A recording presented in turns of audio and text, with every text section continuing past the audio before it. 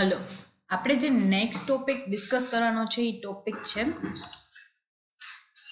Control process. તો control exercise કરવા માટે આપણે જે પ્રોસેસ છે એ આપણે ફોલો કરવાની છે. તો એ પ્રોસેસ કઈ છે, બરાબર છે? તો એ પ્રોસેસ જોઈએ. તો એ પ્રોસેસ છે ડિઝાયર્ડ પરફોર્મન્સ. તો ડિઝાયર્ડ પરફોર્મન્સ ઉપરથી આપણે ઇમ્પ્લિમેન્ટેશન. તો ડિઝાયર્ડ પરફોર્મન્સ છે, બરાબર. તો actual performance, measurement of performance, comparison of actual and standard, identification of deviations, analysis of the causes of deviation, corrective actions plan and implementation of correction. તો પહેલાં તો આપણે ડિઝાયર્ડ પરફોર્મન્સ કરીએ કે આપણું ડિઝાયર્ડ પરફોર્મન્સ શું છે. ફોર એક્ઝામ્પલ, આપણે 50,000 યુનિટ પ્રોડ્યુસ કરવા છે, તો એ આપણું ડિઝાયર્ડ પરફોર્મન્સ છે. પછી એકચ્યુઅલ પરફોર્મન્સ આપણે એની સાથે કમ્પેરિઝન કરીએ તો એકચ્યુઅલ પરફોર્મન્સ આપણું શું છે, ફોર એક્ઝામ્પલ 45,000 યુનિટ. પછી આપણે મેઝરમેન્ટ કરીએ કે આપણું પરફોર્મન્સ છે એ ડિઝાયર્ડ કેટલું છે અને એકચ્યુઅલ કેટલું છે, બેનું કમ્પેરિઝન કરવામાં આવે. પછી આપણે જોઈએ તો બે વચ્ચેનું જે ડેવિએશન છે 5,000નો, કે 50,000 ડિઝાયર્ડ હતા, એકચ્યુઅલ 45, તો જે 5,000નો ડેવિએશન છે એ આપણે આઈડેન્ટિફાઈ કરીએ. દેન આફ્ટર આપણે એનાલિસિસ કરીએ કે એનું રીઝન શું છે. એ રીઝન આઈડેન્ટિફાઈ થઈ જાય પછી આપણે એને કરેક્ટ કરવા માટે એક્શન્સ છે ઇમ્પ્લિમેન્ટ કરીએ, કરેક્ટિવ એક્શન્સ પ્લાન, અને પછી આપણે એને ઇમ્પ્લિમેન્ટ કરીએ તો ઇમ્પ્લિમેન્ટેશન ઓફ ધી કરેક્શન્સ. તો એ આપણે કરેક્ટ કરીએ, બરાબર છે. તો એ આખી કંટ્રોલ પ્રોસેસ છે કે પહેલાં આપણે ડિઝાયર્ડ છે, પછી એને એકચ્યુઅલ સાથે એને કમ્પેર કરીએ, આઈડેન્ટિફાઈ કરીએ ડેવિએશનને કરેક્ટ કરવા માટે આપણે કરેક્ટિવ એક્શન્સ પ્લાન લઈએ, બરાબર. તો આ એક આખી કંટ્રોલ પ્રોસેસ છે. નેક્સ્ટ છે કંટ્રોલ પ્રોસેસની અંદર establishment of control standard, measurement of performance, comparing the actual and standard performance and correction of the deviation. તો આપણા અલગ અલગ કંટ્રોલ પ્રોસેસના 4 જે છે એ સ્ટેપ્સ છે. તો ફર્સ્ટ છે establishment of the control standard.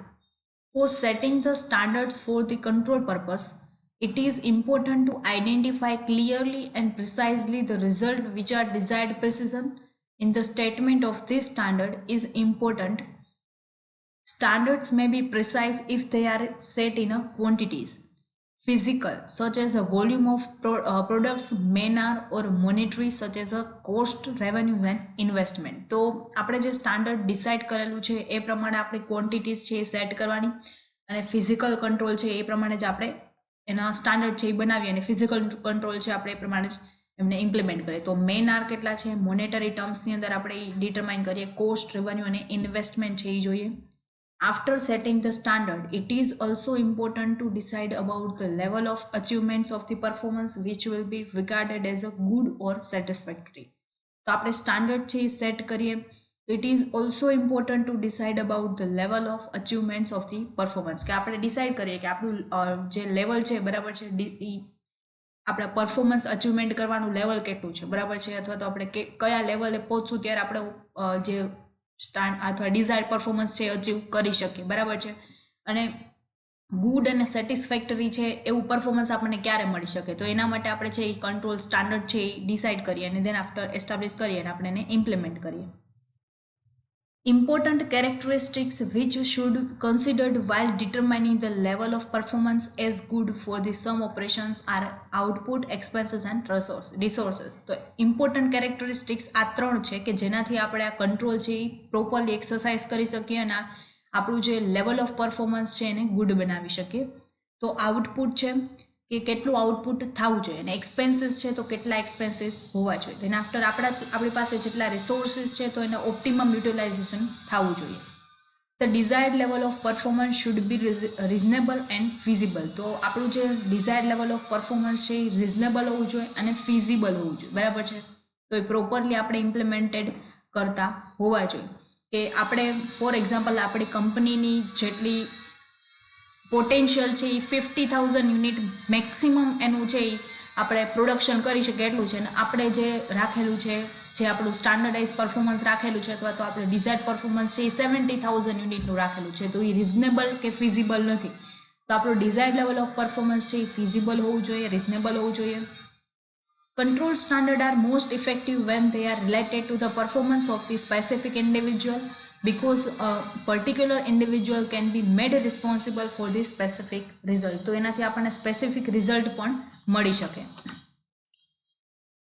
Next છે મેઝરમેન્ટ ઓફ ધી પરફોર્મન્સ. તો ડિઝાયર્ડ પરફોર્મન્સ નક્કી કરી લીધું આપણે, એસ્ટાબ્લિશ એના પ્રમાણે કંટ્રોલ સ્ટાન્ડર્ડ એસ્ટાબ્લિશ કરી લીધા. હવે આપણે પરફોર્મન્સ છે એ આપણે જે કંટ્રોલ એક્સરસાઇઝ કરો છો તો આપણે પરફોર્મન્સ છે એનું મેઝરમેન્ટ કરશું કે એ પરફોર્મન્સ એકચ્યુઅલ થાય છે કે નહીં.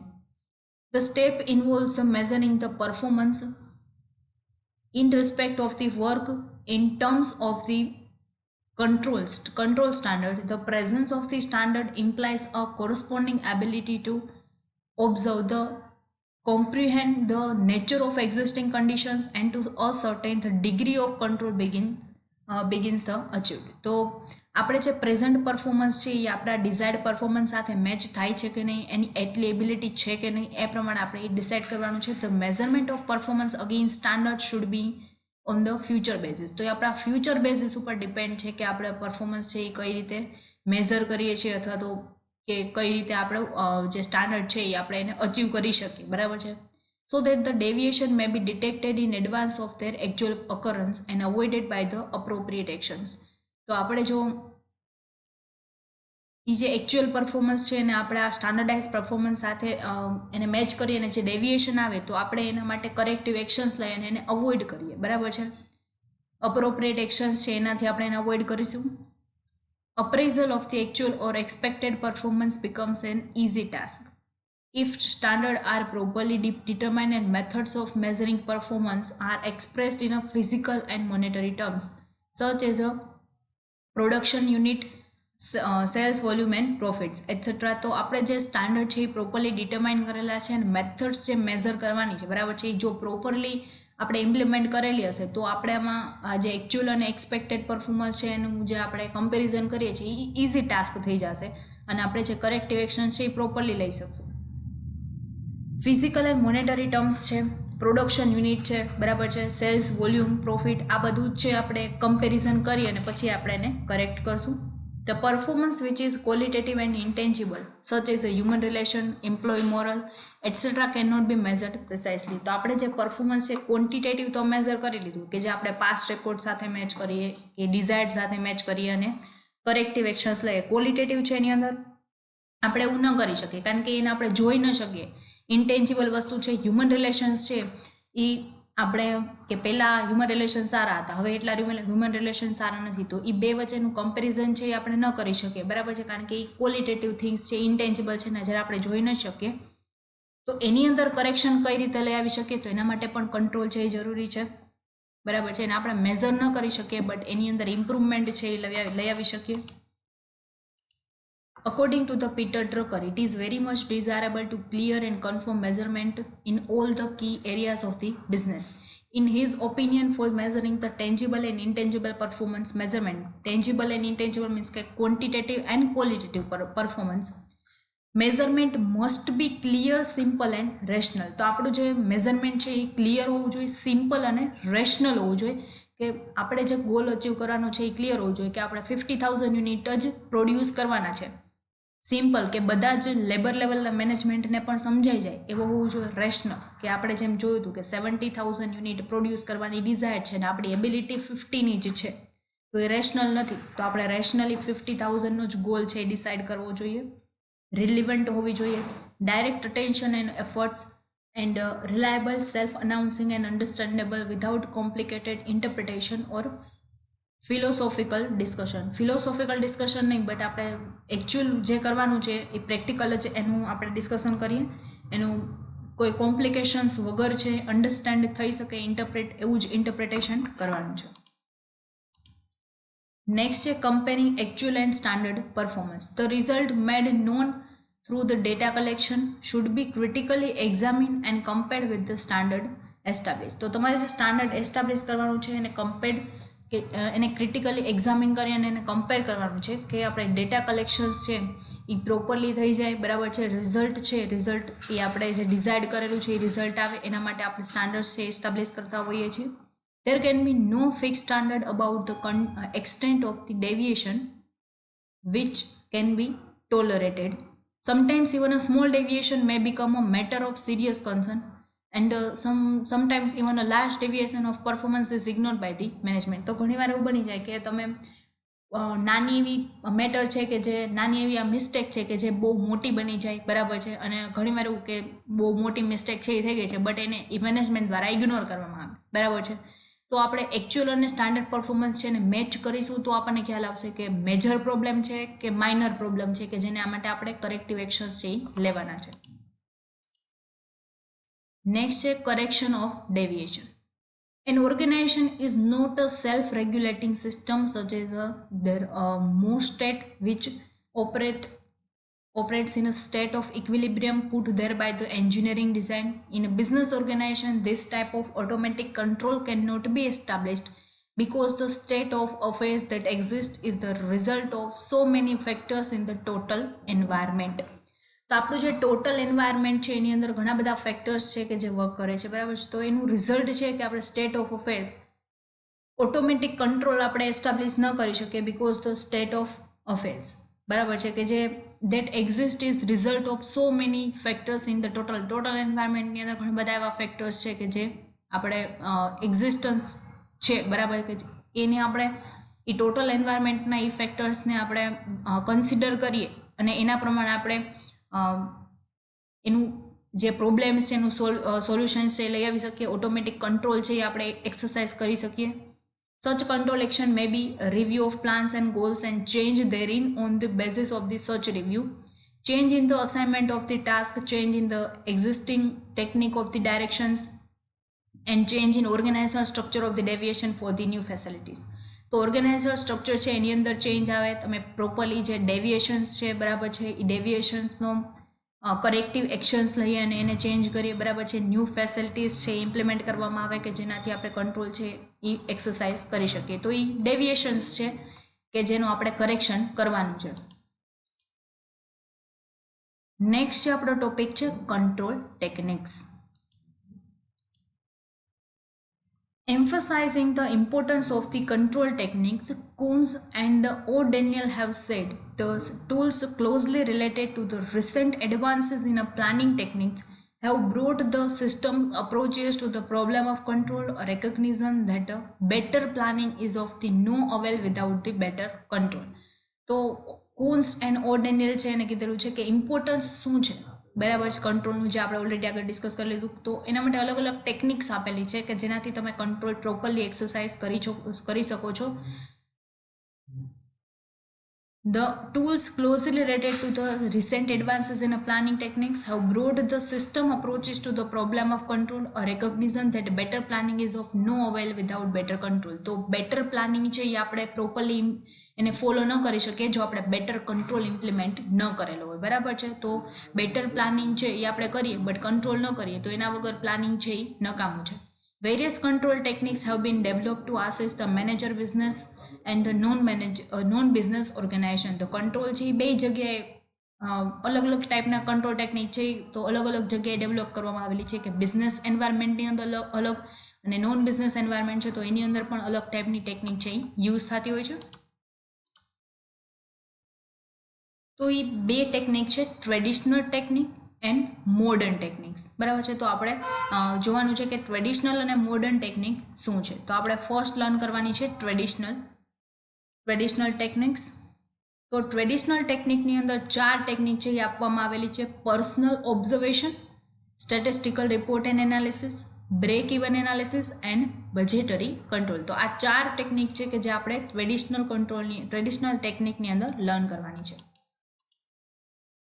ટ્રેડિશનલ ટેકનિક એટલે કે તમે પર્સનલ ઓબ્ઝર્વેશન કે ફિઝિકલ તમે નોર્મલી કેટલા વર્ષથી આ ચાલતું આવે છે કે આપણે કંટ્રોલ છે એ નોર્મલી બધા કઈ રીતે રાખતા હોય તો કોઈ ઓબ્ઝર્વેશન કરીને રાખતા હોય છે, એના ઉપર ફિઝિકલ વ્યક્તિ એક વોચ રાખવા માટે રાખેલો હોય તો એ રીતે તમે એને કંટ્રોલ કરતા હોય છે. તો એ પર્સનલ ઓબ્ઝર્વેશન છે. In the personal observation technique the manager observe the operations at a work place. તો એ મેનેજર છે એ વર્ક પ્લેસ ઉપર બધા જેના ઓપરેટર્સ છે એનું ઓબ્ઝર્વ કરે કે કઈ રીતે વર્ક કરે છે, કેટલો ટાઈમ એની અંદર ડિવોટ કરે છે, કેટલો ટાઈમ છે એ એના લંચ ટાઈમની અંદર લે છે, કેટલો ટાઈમ છે એ વ્યક્તિ બીજા અધર એક્ટિવિટીઝની અંદર લે છે, ફોનની અંદર કેટલું કરે છે, બરાબર. તો આ પ્રમાણે એનો ટાઈમ છે બાયફર્ગેટ કરવામાં આવતો હોય છે. તો This is the most effective and the oldest method of control. તો ઇફેક્ટિવ અને ઓલ્ડેસ્ટ મેથડ છે કંટ્રોલની. They work cautiously to achieve the better performance when they know that they are being personally observed by the supervisor. તો એના માટે એક અલગ supervisor રાખવામાં આવેલો હોય કે એની અંદરના સબઓર્ડિનેટ્સ કઈ રીતે વર્ક કરે છે એ જોવાનું કામ એ સુપરવાઇઝરનું હોય, જેનાથી આપણે બેટર પરફોર્મન્સનો ગોલ અચીવ કરી શકીએ. Personal observation is the best method to collect various behavioral and operational information which may be used in a further planning and control. તો આપણે માનો કે આ વર્ષે કંઈ એવું આપણે ડિસિઝન લીધેલા છે જેનાથી આપણે કંટ્રોલ કરીએ છીએ, તો આપણે જો મેઝર કરેલું હોય અને આપણે પર્સનલ ઓબ્ઝર્વેશન કરેલું હોય તો એનાથી આપણને ઇન્ફોર્મેશન મળી શકે કે એની અંદર આપણા જે સ્ટાફ છે એડજસ્ટેબલ છે કે નહીં. તો આપણે ફર્ધર પ્લાનિંગની અંદર અને કંટ્રોલની અંદર એ પ્રમાણે ચેન્જીસ લઈ આવી શકીએ. However, it is vitiated by the following limitations. તો એના માટે અલગ અલગ લિમિટેશન્સ આપવામાં આવેલી છે. It is a time consuming process. તો ટાઈમ કન્ઝ્યુમિંગ છે કે એક વ્યક્તિ તમારે સ્પેશિયલ અલગથી રાખવો પડે, ટાઈમ છે એ ઘણું બધું લેશે. It is a time consuming process કે એક વ્યક્તિને તમારે ઓબ્ઝર્વ કરવા પડશે. Manager can not afford a personal observation all the time. તો તમે એક જ વ્યક્તિ બધા ઉપર એટલું બધું ફોકસ રાખી ન શકે, બરાબર છે, એના માટે ઘણો બધો ટાઈમ લાગે. એની એક વ્યક્તિની લિમિટેશન્સ છે. Negative, an enlightened and self-motivated employee does not like to be closely supervised. જો જે વ્યક્તિ છે એ પોતે જ જાતે જ મીન્સ કે મોટિવેટ થયેલા છે તો એના ઉપર તમે કોઈ વ્યક્તિ છે એ સુપરવાઇઝ તરીકે રાખો તો એના ઉપર નેગેટિવ ઇફેક્ટ આવશે કે ઓલરેડી હું સારું એવું વર્ક કરું છું કે સારું એવું પરફોર્મન્સ કરું છું, સ્ટીલ મારી ઉપર જે વોચ રાખવા માટે વ્યક્તિઓને રાખવામાં આવે છે તો એના ઉપર નેગેટિવ ઇફેક્ટ કરશે. Employ recent interference involve in the personal observations. તો એ વ્યક્તિ છે એમ્પ્લોયનું રિસેન્ટ ઇન્ટરફિયરન્સ એને એવું લાગશે કે એનો જે વર્ક છે એની અંદર ઇન્ટરફિયરન્સ કરવામાં આવે છે પર્સનલ ઓબ્ઝર્વેશન દ્વારા, તો એક નેગેટિવ ઇફેક્ટ થશે. Biased, the observer may be biased in performance evaluation, કે કોઈ એના પોતાના વ્યક્તિ છે કે જેની સાથે એની સારો એવું ફ્રેન્ડશિપ છે તો એ વ્યક્તિ છે એના ઉપર વધારે સ્ટ્રિક્ટ નહીં થાય, બીજા ઉપર વધારે સ્ટ્રિક્ટ થશે તો એ જેના ફેમિલીઝ રિલેશન્સથી બાયસ્ડ રહેશે, બની શકે. Next is statistical report and analysis. Analysis of the statistical data in the form of averages, percentages, ratios, correlation, etc. આ બધું છે સ્ટેટિસ્ટિકલ ડેટા છે કે આપણે કેટલું એવરેજ પરફોર્મન્સ કેટલું છે, આપણા માનો કે પર્સન્ટેજ કેટલા પર્સન્ટેજ આપણને પ્રોફિટ થાય છે કે એક્સપેન્સનામાં એના કમ્પેરિઝનમાં કેટલી રેવન્યુ છે, રેશિયોઝ કે આપણા બજેટરી પરફોર્મન્સનો રેશિયો કેટલો છે, આપણા લેબર મીન્સ કે આપણું ટર્નઓવર, સેલ્સ ટર્નઓવર કેટલું છે, બરાબર છે. તો એ બધા રેશિયોઝ છે એ ડિફાઇન કરવામાં આવશે. કોરિલેશન કે આપણે સેલ્સ અને પ્રોફિટ વચ્ચેનું રિલેશન અત્યારે શું છે. Provides help four control in areas of production, planning and control, quality control, inventory control કે જે આપણે ઓલરેડી આગળ ડિસ્કસ કરેલા હતા, ક્વોલિટી કંટ્રોલને બધું. તો એ છે એ સ્ટેટિસ્ટિકલ ડેટા છે એ તમને હેલ્પ કરશે કે પ્રીવિયસ તમારામાં કેટલા ઇન્વેન્ટરી હતી અને અત્યારે કેટલી ઇન્વેન્ટરી મેન્ટેન કરવા આવે છે, તો ઇન્વેન્ટરી કંટ્રોલ છે એ ડિફાઇન કરશે. Statistical reports are analytical document in the form of the table, graphs etcetera which provide the factual data and trends useful for the managerial control. તો મેનેજરિયલ કંટ્રોલ છે એના માટે એનાલિટિકલ ડેટા છે એ provide કરશે, document provide કરશે કે તમે એક ટેબલ બનાવેલું હોય કે જેની અંદર આટલા એમ્પ્લોય વર્ક કરે છે, આટલો એનો ટાઈમિંગ છે, આટલી એની સેલરી છે, આટલી, તો અલગ અલગ તમે જે પ્રમાણે ઓર્ગેનાઇઝેશનની અંદર ફિઝિબલ હોય એ પ્રમાણે ટેબલ્સ અને ગ્રાફ્સ બનાવવામાં આવેલા હોય તો ગ્રાફ્સ બનાવે એની અંદર ખબર પડે કે 2017ની અંદર આટલી રેવન્યુ, પછી 18, 19, 20, 21, તો એ રીતે રેવન્યુ તો આપણને ખ્યાલ આવે ગ્રાફ્સથી કે કેટલી આપણી રેવન્યુ અપ થઈ છે, ડાઉન થઈ છે, ક્યાં વર્ષની અંદર વધારે રેવન્યુ, ક્યાંની અંદર ઓછી રેવન્યુ. તો એ ગ્રાફ્સની અંદર તમે ઇઝીલી છે એ ડેટા છે એ તમે લઈ શકો છો. For control process, special reports and analysis help in particular problems areas where routine accounting and statistical report do not reveal the necessary information for control in general. તો તમે જે રિપોર્ટ ડેઇલી રિપોર્ટ કરતા હોય એની અંદરથી તમને આ ટાઈપની information ન મળે, બટ મંથલી કે યરલી જે આ પ્રકારની ઇન્ફોર્મેશન ગેધર્ડ કરીને એક રિપોર્ટ રેડી કરો છો એના ઉપરથી તમને બધું જ છે એ ખ્યાલ આવી જાય કે આપણું કંપનીનું પરફોર્મન્સ કેવું છે.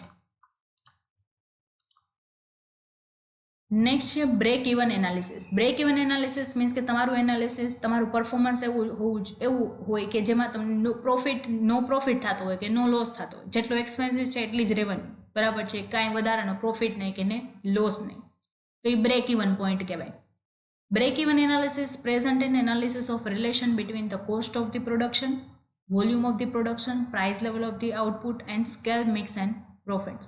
તો એ જેટલું કોસ્ટ અને રેવન્યુ સાથે જ છે એનું રિલેશન છે, therefore it is known as a cost volume profit analysis. Total cost are broken into the fixed cost and variable cost. તો આપણે ટોટલ કોસ્ટ કઈ રીતે મળે? તો કે ફિક્સ્ડ કોસ્ટ અને વેરિયેબલ કોસ્ટના ટોટલથી. તો ફિક્સ કોસ્ટ એટલે તો ફિક્સ્ડ કોસ્ટ મીન્સ કે તમે જે આપણી જે ટોટલ માનો કે ફેક્ટરી છે આપણે ચાલુ કરેલી છે, તો ફેક્ટરી છે આપણે એને રેન્ટ ઉપર રાખેલી છે, તો તમે પ્રોડક્શન કરો કે ન કરો તો at the end of the month તમારે એનું એ જે ફેક્ટરી છે એનું રેન્ટ તો પે કરવું જ પડે. તો એ ફિક્સ્ડ કોસ્ટ, અથવા તો આપણે કોઈ વ્યક્તિ છે એને ફિક્સ્ડ જે સેલેરી ઉપર રાખેલા છે, તો એની તમારું પ્રોડક્શન થાય કે ન થાય, બટ એ ફિક્સ સેલેરી તો આપણે એને at the end of the month આપવાની છે, તો એ બધી ફિક્સ્ડ કોસ્ટ છે. વેરિયેબલ કોસ્ટ કેવી હોય? તો કે તમે મશીન ચલાવો તો તમે ઇલેક્ટ્રિસિટી છે યુઝ થાય તો તમારે એનું બિલ પે કરવું પડે, અથવા તો તમને કોઈ આર બેઝિસ ઉપર તમે લેબરને રાખેલા છે, તો એ લેબર છે જો પ્રોડક્શન કરશે એટલું આર એટલે એ કરશે તો જ એમને પ્રોપરલી એ વસ્તુ છે એ મળશે, બરાબર છે. તો એ આર બેઝિસ ઉપર છે. fully covered and beyond which profit is earned, the point at which the sale adequate the total cost is known as a break-even point. At this point, BEP there is a profit or loss. Formula BEP is equal to the fixed cost divided by the selling price per unit minus variable cost per unit. તો selling price માનો કે 20 છે, એમાંથી variable આપણી cost છે 15, તો એ minus કરી દે, બરાબર. તો આપણને 5 છે એ આપણને એ જે કોસ્ટ મળી ગઈ. તો fix cost divided by the fixed price per unit. તો સેલિંગમાંથી વેરિયેબલ માઇનસ કરી દે તો આપણને ઓબ્વિયસ છે કે શું મળે, તો એ આપણો જો કમ્પોનેન્ટ છે એ પ્રોફિટ કમ્પોનેન્ટ મળશે.